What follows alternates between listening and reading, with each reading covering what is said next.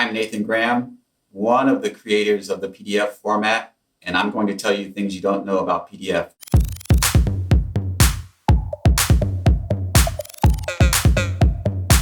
PDF format was created at Adobe in basically, I would say 1990, 1991. The name PDF stands for Portable Document Format. One of the reasons that Chuck and John thought that the PDF format was important was that there was this problem of compatibility of electronic documents across operating systems, across different computers, different applications, different networks. And for example, even within Microsoft Word at that time, if two people had different versions of Word and different fonts on their computer, there was a good possibility that one person could not read a Word document from another, even if they were on the same computer. The idea was to have this electronic version of a document that could be universally read on anybody's computer, different platforms, different operating systems. I would say PDF was born because of printers. The initial idea of it was to speed up the printing process and also to capture an electronic version of what was printed.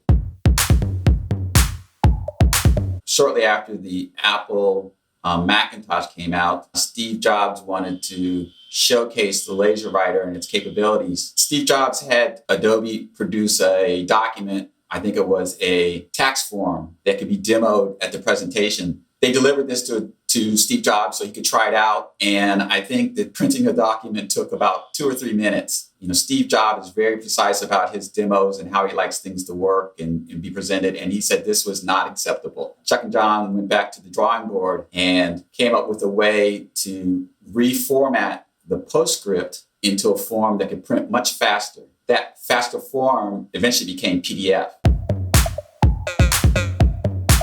Early on, before Acrobat became the success that it is today, there was a little bit of a rivalry between Photoshop and Acrobat. At the time of the first couple of versions of Acrobat, version 1 and version 2, at that time, Photoshop was the big revenue product at Adobe, and that's where all the focus was. But Acrobat was starting to take up more and more resources at the company. And a lot of people had the question of, why are we investing in Acrobat so much when Photoshop is so successful? And Acrobat at the time was struggling. It wasn't a big selling product yet. But Chuck and John had a vision of where Acrobat could be eventually. And they knew it was a long-term project. And they more or less defended Acrobat and the reason for investing in it.